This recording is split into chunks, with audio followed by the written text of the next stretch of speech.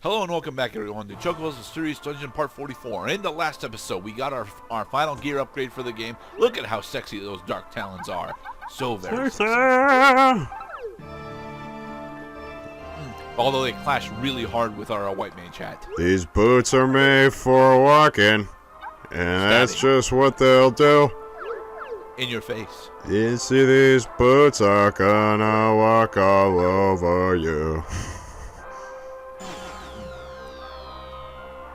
Alright, so I gotta see these talons in action. These are quite legendary by respect and propensity for success.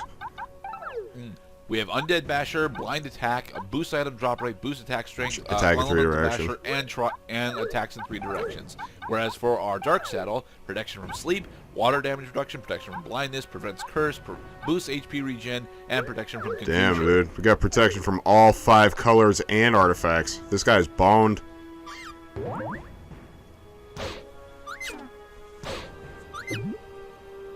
I mean, we're almost progenitus. We just don't have multi-attack. However, I think this is the part where we actually show off just how a terrible post-game can end up being. Please let it be this part, because I don't remember when we actually do the terrible thing. I want to say it's this part, but I'm not sure. You allude to the terrible thing. I do allude to the terrible thing. And so I suppose that cake is the herald of that terrible thing. Okay, it's not sleeping cakes tell many lies. I was hoping it would be this part. But you see, cakes cannot actually sleep. They are inanimate objects.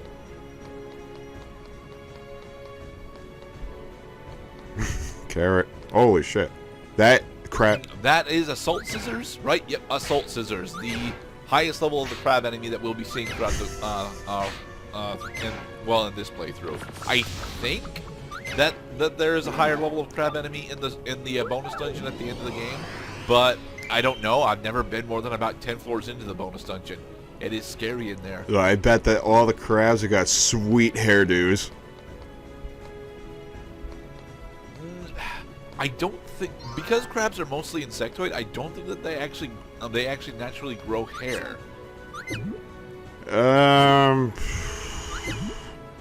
You know what? I can neither confirm nor deny, although I mean, certain arthropods actually grow hair. Ooh, elemental bashers. That's what spiders use in order to clean the surfaces. They have incredibly sharp hair. Yeah, I mean, if you... That goes for just about any creature that has to get around by gripping surfaces, is that there's a certain amount of friction. I mean, take the soul of human foot, for instance. A lot of surface area, so it grips the ground better. And that's by evolution and millions of years of practice. And then you have certain things about human biology that are, no longer worthwhile. Specifically, fingernails. Ooh. I want to get rid of fingernails. Oh shit! Look at that tri-attack action. Now we got. Yeah, tri-attack is fucking amazing. And we'll be abusing the fuck out of it when we actually get to the boss fight against Raffaello. Well, I say it's about time. I've been studying in using corridors for the past 20 hours of this game, and I think I've gotten pretty good at it.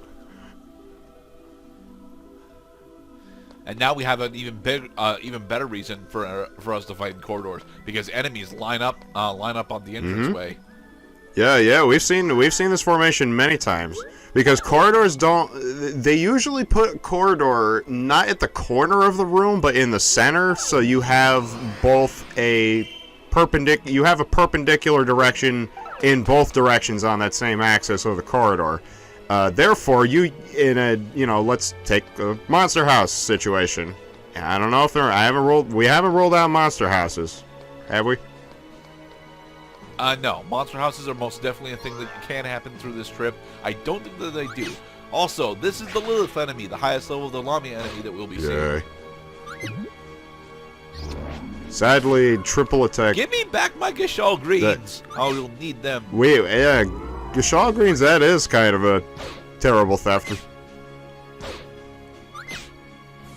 What if we get hungry? Sure, we could cure ourselves all day long, but it won't cure the hunger meter. That is true. And Dang it, they're not standing on the same axis. So, this is Genbu, the highest level of the turtle enemies. Notice how he takes literally no damage from physical attacks, or effectively no damage from physical attacks. Must kill him with the Lord.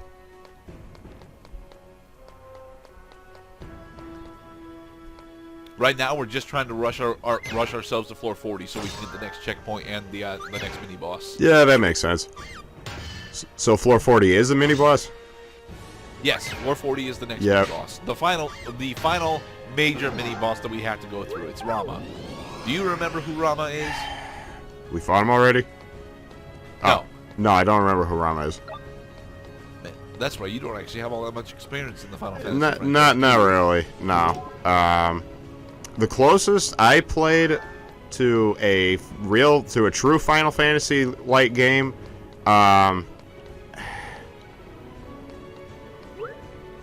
I'm terrible with names today, by the way. There was an Xbox 360 title, but I think it was Lost Odyssey. Ooh. Yeah, that one. Right. But that game takes place over many discs because it's got a lot of like visual graphics memory and shit.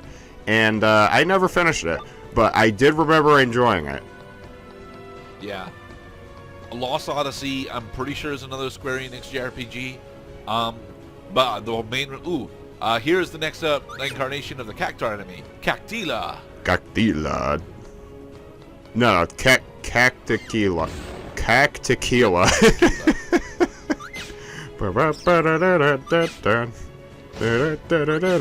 Tequila. Cactila. Yes, they're still worth a bunch of experience and job points should you manage to kill them, but they have, is it double or triple movement? I think it's double movement. Yeah, and they also didn't try to escape. That dude actually hit you. No, he was trying to escape, but because he's got double movement, he just kept bouncing up and down. Cabron, I see that this is the only way. Prepare to die. Halt, trap. I can walk circles around you now.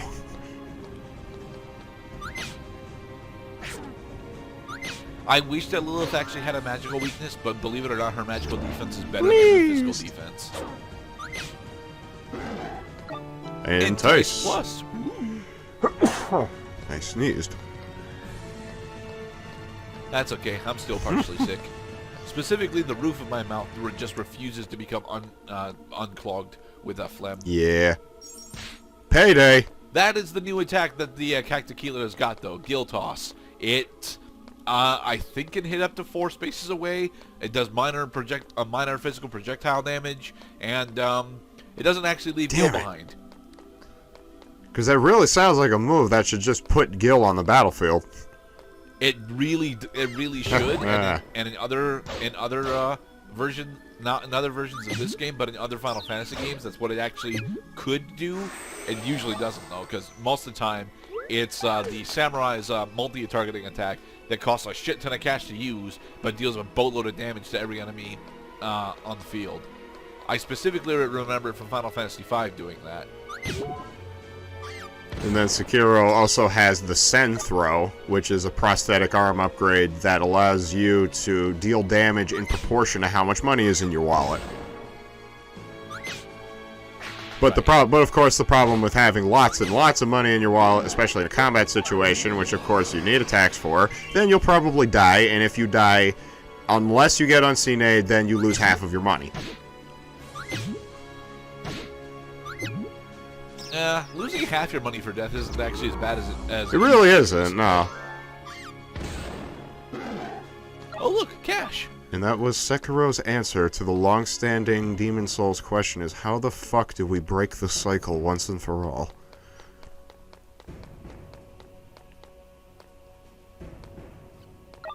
Ugly. We do it by saying, screw the rules, I'm a shinobi.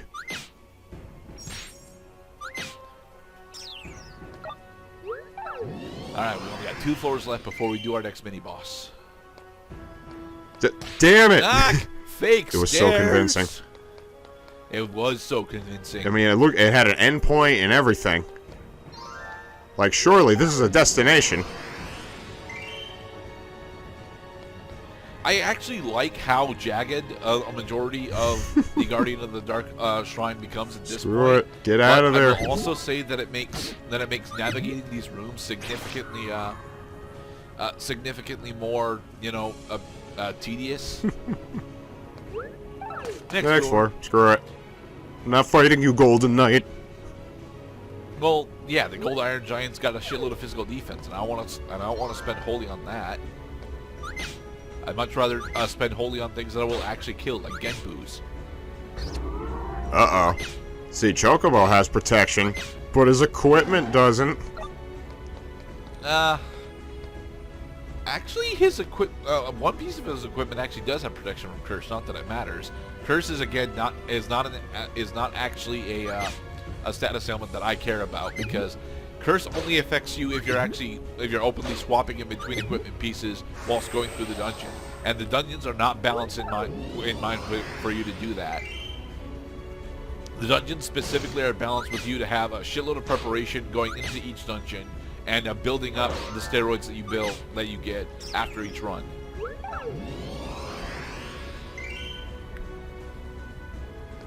Job. More. How dubious.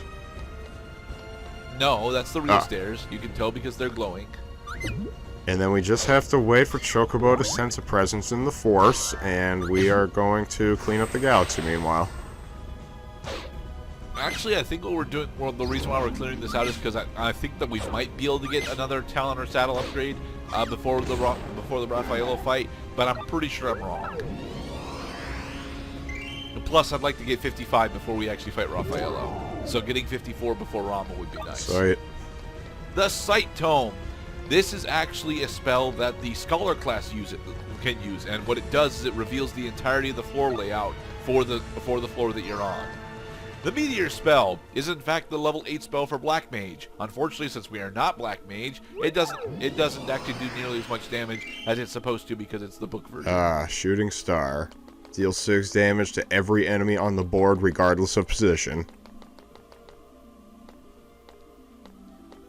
There we are. And down we go in order to face... Come on, load. Rama! The Beyblade. I've been waiting for you, Star Fox.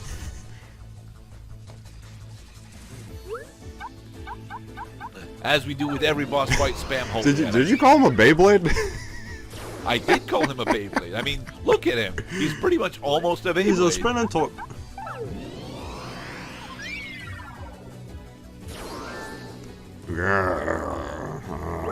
And because of how we have decided to deal with Rama, you'll notice that he isn't actually able to do anything to us. Because we're tagging him from a distance. Well, ain't that... Yep. That is quite a peculiar thing to see this late in the game, is an enemy that is so... Oh crap, what is he doing?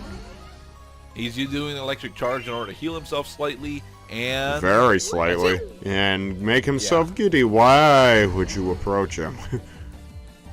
Because I could melee him from here. Judgment Bolt. Ouch.